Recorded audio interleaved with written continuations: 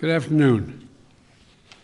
Today, 2 months until July 4th, I'm here to report that we're in our vaccination program, where we are and what comes next in an effort to get this country back closer to normal. And first, where are we? Well, as everyone knows, I promised that we'd administer 100 million shots in my first 100 days. After we met that goal, we doubled it to a historic 200 million shots. By the time we reached the 100 days last week, we had shattered that mark with over 220 million shots in arms. And as we stand here today, almost 150 million Americans have gotten at least one shot. Over 105 million Americans are fully vaccinated. And among our most vulnerable populations, seniors, we're nearing 85% of those who've gotten their first shot. 70% of the seniors are now fully vaccinated. It's a dramatic turnaround from where we were in January, when less than 2% of adults and less than 1% of seniors were fully vaccinated. Not only that, cases are down in 40 states these past 2 weeks. Deaths are down dramatically since January, down over 80% among seniors, which includes a drop among Hispanics of 80%, and among African Americans of 70% of seniors. There are tens of thousands of Americans alive today because who would not be alive otherwise were they not had access to rapid vaccination program. Moms and dads, sisters and brothers, grandparents, neighbors, old friends, they're around now, and thank God for that. Now, where do we go from here? Well, as we anticipated, the pace of vaccination is slowing. Now the majority of American adults have already gotten their first shot. But we're still vaccinating millions of Americans every day. In fact, in the last 10 days, 1 out of every 10 adult Americans got a shot.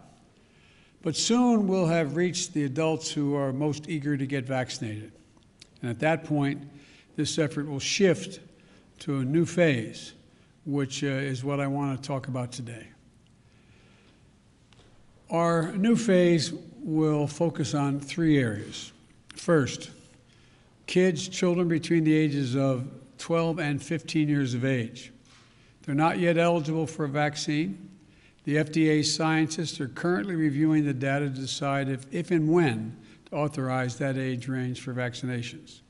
The FDA and the FDA alone will make that decision. But today, I want American parents to know that if that announcement comes, we are ready to move immediately move to make about 20,000 pharmacy sites across the country ready to vaccinate those adolescents as soon as the FDA grants its okay. Now, most Americans have a vaccination site about as close as their house is near to a neighborhood school. We're also going to slip vaccines directly to pediatricians, ship them to pediatricians during the following weeks, so parents and their children can talk to their family doctor about it and get the shot from a provider they trust the most. Easy, fast, and free. And if teens are on the move this summer, they can get their first shot in one place and a second shot elsewhere. We know that adolescents are at risk from COVID-19. Though serious illness at that age range is rare, they can still get sick and spread the virus to others. So my hope is that if the vaccine is authorized, parents will take advantage of it and get their kids vaccinated. The second area of focus is making it more convenient for everyone to get a vaccine. We know that many adults have not been vaccinated because they have found it too confusing or too difficult or too inconvenient to get a shot. So for those having trouble finding a location or making an appointment, we're going to make it easier than ever. We have formally launched a simple website where you can find the vaccination location closest to you. That site is vaccines.gov. Let me say it again, vaccines.gov. Go there now, find a location to get the shot, and make an appointment. Also today, if you prefer texting, we have another easy way to get the shot. Text your zip code to the following number, 438829. Your zip code to that number, 438829. And you'll get text back the location that is nearest you with vaccines in stock right then and there. Yes, you can text your zip code right now to 438829 and get text back within minutes to places nearest to you to get a vaccination that are available immediately. So send this to your kids, your grandkids, your friends who have not been vaccinated yet. Now, I know some people find making an appointment in advance inconvenient.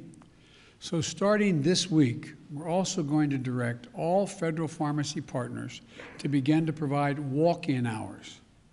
You'll soon be able to get vaccinated without an appointment at the vast majority of our 40,000 pharmacy locations across the country. We're also encouraging our state and local partners to have a walk-in ability as well to the sites that they run.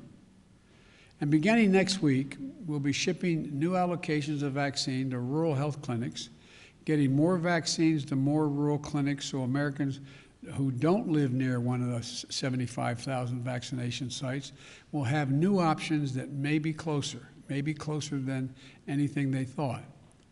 We know that vaccination rates are lower in rural areas, and that's why we're going to get vaccines closer than ever to rural residents. Also, as we wind down the large mass vaccination sites, we'll move towards smaller locations, even more convenient to the unvaccinated.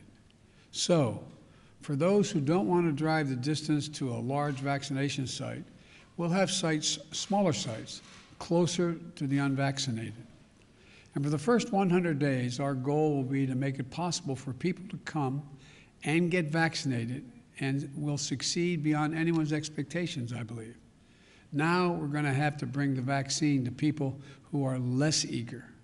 So we also know that there are millions of Americans who just need a little bit of encouragement to get the shot. I recently called on employers to do their part by offering paid time off for employees to get vaccinated and opening up a tax credit program that reimburses the businesses for the cost of giving the employee the time off to get vaccinated. And I want to thank the 1,000 businesses that have stepped up so far. We're also going to roll out new partnerships with the business community. We're working with major businesses like grocery stores to provide special deals like discounts to shoppers who come to their stores to get vaccinated. And it works both ways. Bring them in to get vaccinated, but when they're in, they'll get discounts to purchase goods in that store. Further, we're working with major sports leagues to launch special promotions for their fans. Things like ticket giveaways, in-stadium vaccination programs, discounts on merchandise, and other creative ways to make it easier and more fun to get vaccinated. Now, I'm making it sound more fun to get vaccinated, but it doesn't hurt to get vaccinated. I'm not saying it's fun, but they'll be able to have other things available besides being protected from the virus. Let me repeat. We're going to make it easier than ever to get vaccinated. Visit vaccines.gov, vaccines.gov, or text your zip code to 438829, 438829.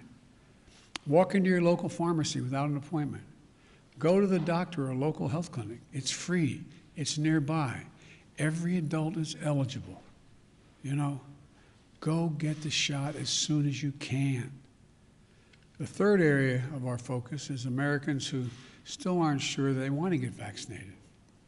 We've seen the confidence in vaccines rise steadily these past few months among virtually every segment of the population. And as more and more Americans see their friends and family get vaccinated, they're making the choice to get vaccinated themselves. Democrats and Republicans, progressives, conservatives, people of all persuasions are getting vaccinated. In fact, the fact is that nearly 85% of seniors have had at least one vaccination shot, and the wide cross-section of the nation trusts the vaccine, regardless of race or ideology. Now, we need to make the same progress for those under 65 years of age. There are a lot of younger people, especially those in their 20s and 30s, who believe they don't need it. Well, I want to be absolutely clear. You do need to get vaccinated. Getting vaccinated not only protects you, it also reduces the risk that you give the virus to somebody else. It could save your life or the lives of people you love. We're still losing hundreds of Americans under 65 years of age every week, and many more are getting seriously ill from long stretches of the time. Look, even if your chance of getting seriously ill is low, why take the risk when you have a safe, free, and convenient way to prevent it? Additionally, we know that some people may need more information to decide whether to get the vaccine. There is now plenty of information for people to do their homework within nearly 150 Americans living, in fact, with 150 million Americans that are living now, have gotten the vaccine. Talk to someone you trust, like your physician or your pharmacist, or people who have already been vaccinated. Talk to your faith leaders or others in your community that you trust. Look to those people to help answer your questions. I want to be clear. I've been saying this a long time, but I really believe this is not a Democrat or a Republican issue. Science behind the vaccines has been under development for decades. 2 of our vaccines were authorized under prior administrations, Republican administrations.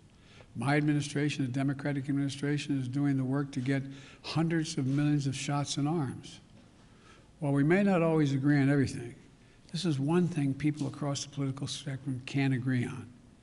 So I want to thank prominent conservatives like Mitch McConnell and a large group of Republican members of Congress who have medical training, who have advanced getting vaccinated. I also want to thank the 105 million Americans of every background who are fully protected from one of the deadliest pandemics in our history. You know, there's a lot of misinformation out there, but there's one fact I want every American to know. People who are not fully vaccinated can still die every day from COVID-19. Look at the folks in your community who've gotten vaccinated and are getting back to living their lives, their full lives. Look at the grandparents united with their grandchildren, friends getting together again. This is your choice. It's life and death.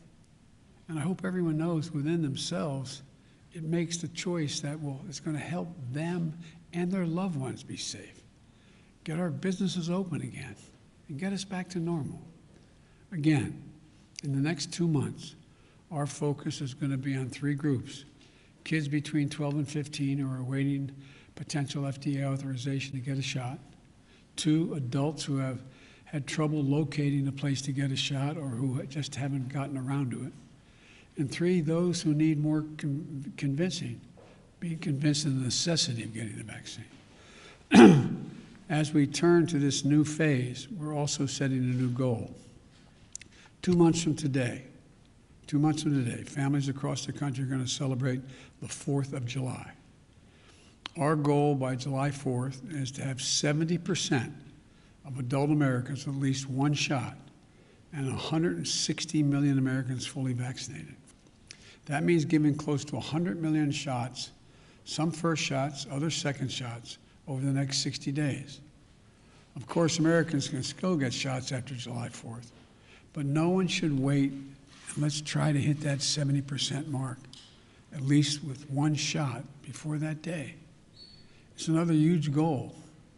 And as you may remember, we were initially focused on getting enough vaccines for every adult. Well, we did that. We have enough vaccines. Now that we have the vaccine supply, we're focused on convincing even more Americans to show up and get the vaccine that is available to them.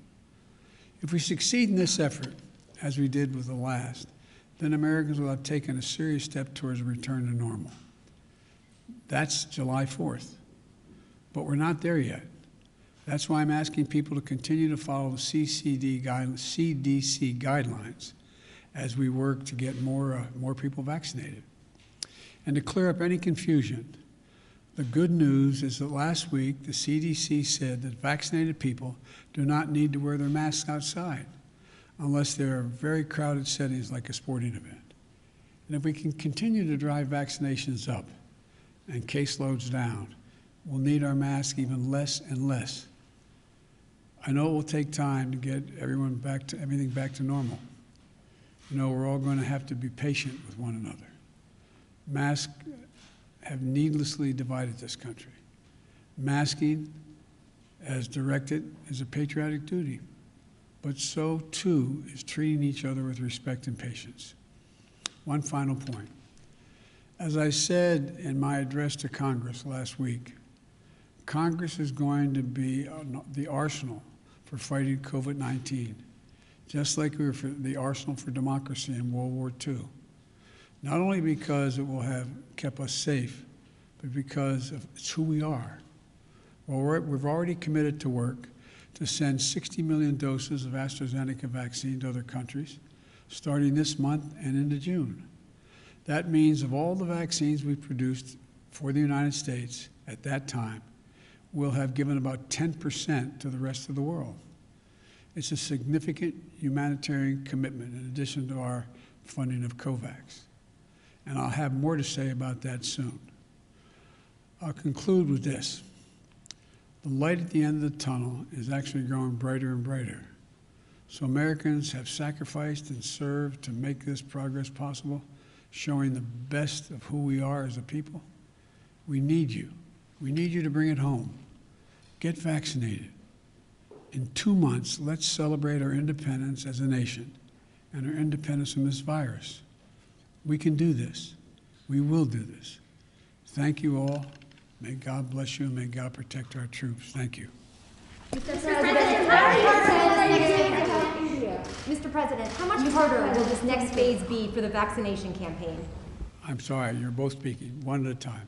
Okay, Mr. President, where are you sending the AstraZeneca doses first? What will be the criteria? Countries like India or Brazil that needs the most, or will be to We're helping Brazil. We're helping India significantly. I spoke to Prime Minister Modi.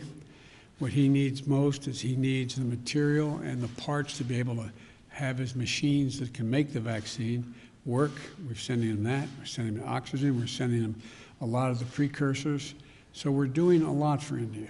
With regard to the AstraZeneca vaccine, which we have sent that vaccine to Canada and to Mexico, and there are other countries that we're talking to now. As a matter of fact, talked to head of state today.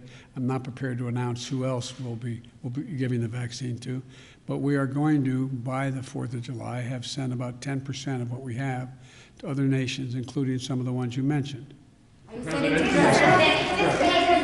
harder will this next phase be for the administration? How much harder compared to your first 100 days? Well, I think in one sense it's easier in that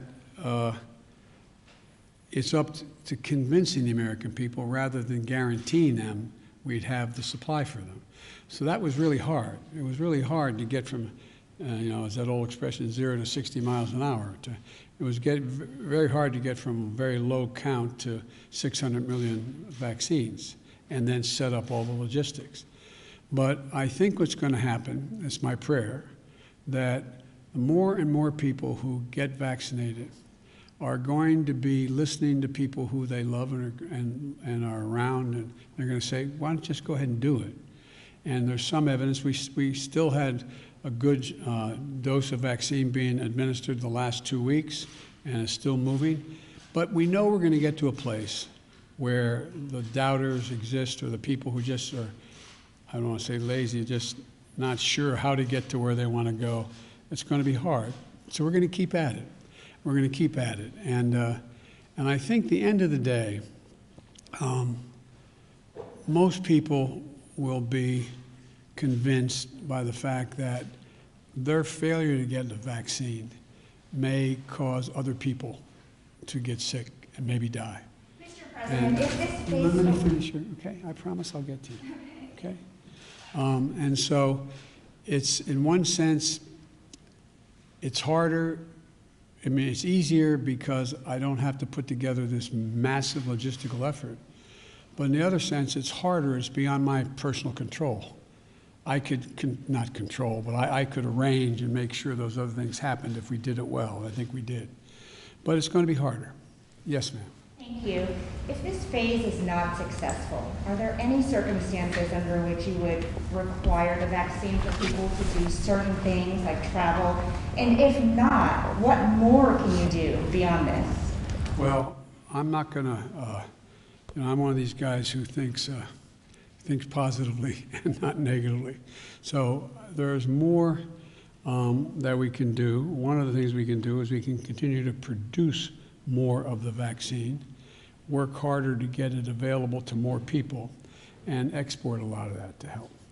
Secondly, whether we're going to, I think that we're going to continue to, we're going to continue to try to bring in and effectively spokespersons to represent communities that in fact people listen to. And it's going to get more granular, I think, rather than large. The likelihood of us being able to get, 100,000 vaccinations in a week at a major site is getting harder and harder. There's those people desperately wanting to get the vaccine.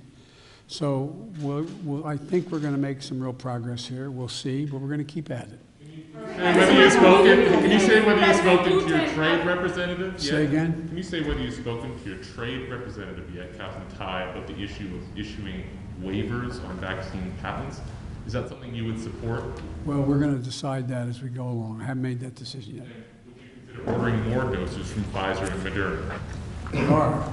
You've already ordered 100 million more from each. Would you order additionally on top of that? The answer is we're going to, as long as there's a problem anywhere in the world, even if we solve it here, we're going to move as quickly as we can to get as many doses of Moderna and Pfizer as possibly can be produced and export those around the world.